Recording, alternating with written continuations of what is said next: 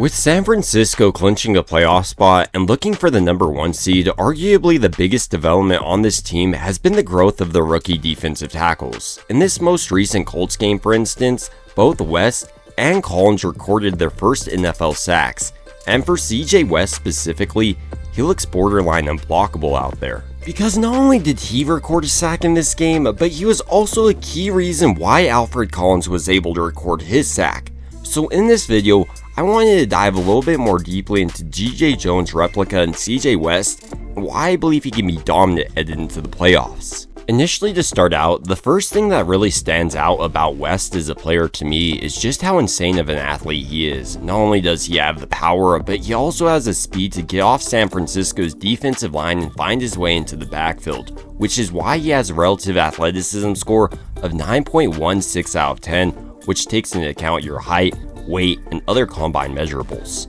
All of this makes it extremely challenging for less athletic guards and centers to handle throughout the game, especially with him continuing to refine his technique throughout this rookie year. To really highlight this point, here on his sack, you can see how his quickness, power, hand usage, and overall technique allows him to find a ton of success on this play. To start, for instance, he'll be challenging this outside shoulder from this center and then attacking him violently with his hands, which sets him up to throw him across his face. And when you watch this again, you can really see how this gets his momentum going one direction, setting up CJ West for this throw going back the other direction. And then even with this guard picking them up right here, he then showcases insane power, driving both of these offensive linemen into the backfield, and I love his pad level on this play. Look at how low it is and how hard it is for these offensive linemen to actually get inside his pads because of how low he's playing. And as I was highlighting, it's not like West is getting lucky, but more so, he's truly refining his technique.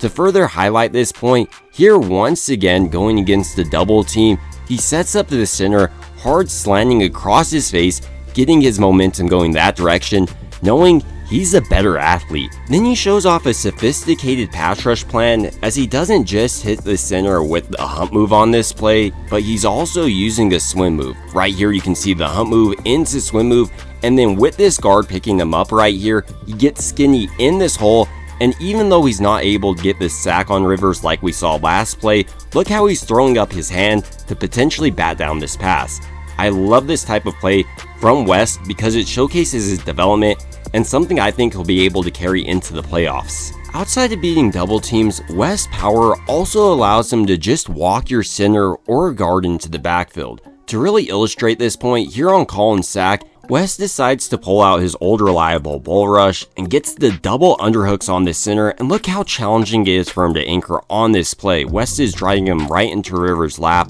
He's not able to step up and escape this pressure from Collins. So right here, even though West didn't get the sack or any credit for it, without him, perhaps Rivers could have stepped up and avoided the pressure from Collins. And even though this is mainly a CJ West video, on this play, Collins also showcases his development. He's able to pull out a swim move on this guard and get the nice sack on this play, which I think should help out this defensive line overall head forward. If you have two rookies surging into the playoffs, that could be special for San Francisco as they look for answers to put pressure onto opposing teams' quarterbacks. Because more often than not, a team won't be able to consistently double team both of these defensive tackles. To really illustrate what I'm talking about here on this play, once again, West is able to showcase a phenomenal bull rush, walking the center into the backfield, and you can see how this draws a double team, allowing Collins to loop over the top, put the pressure on Rivers, and ultimately help force an incompletion on this play.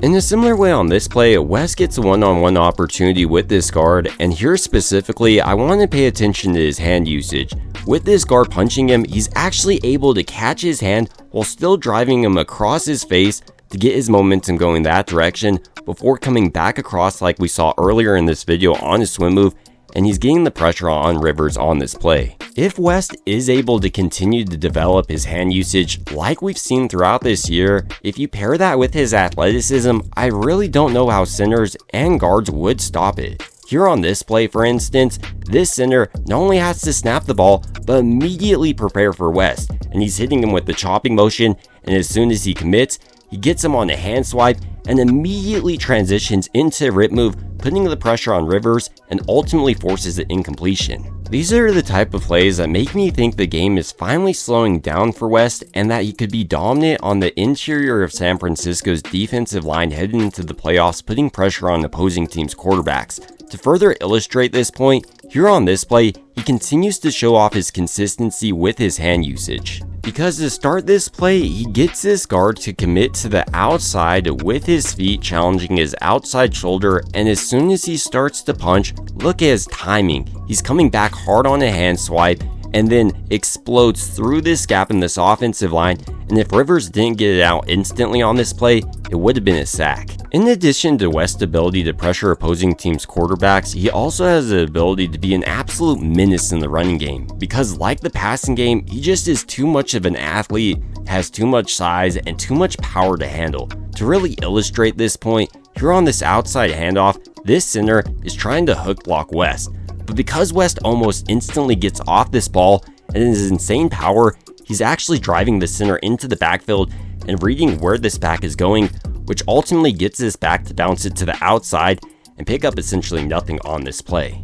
Another aspect of West's game I really like watching against the run is the pursuit he plays with. He's never giving up on the play even though he's a bigger player. Here on this play for instance, as soon as he's reading this outside toss, he's chasing it and ultimately gets there for only a couple yard gain. And overall, his lateral movement for defensive linemen is pretty absurd considering he's right around 320 pounds, and I think headed forward, he's only going to continue to refine his technique, play recognition, and get better as a player. But even with all of these positives, there are some clear weaknesses to his game, which I don't think is a terrible thing considering he's a 4th round rookie, and I think getting better heading into the playoffs. With that being said, there are sometimes West will be susceptible to the play action as he continues to work on his play recognition, and because he's a shorter defensive lineman, if he isn't continually working on his hand usage, taller offensive linemen can get inside his chest, lock him out, and he'll struggle to disengage. It's also worth noting early in this year, there were times he kind of stood up as the rep progressed, but going through this year, I think Chris Kaczmarek really helped him work on those issues and continue to work on his pass rush plan, and because his coach is Chris Kaczmarek and Robert Saleh is his defensive coach, I don't see how West doesn't continue to improve heading into the playoffs, especially with this recent tape. But ultimately, these are just some of my thoughts about CJ West as a player, San Francisco's 4th round defensive tackle out of Indiana, and I'd like to hear your thoughts about him down below. Do you think he's going to be a vital part of San Francisco's playoff push like I do, or do you think he's going to fizzle out with him facing more difficult teams like the Bears and Seahawks coming back up? It would also mean a ton to me if you did enjoy this video, if you could go ahead and like and subscribe. It truly helps out the channel a ton, and as always, I hope you guys have a great rest of your day.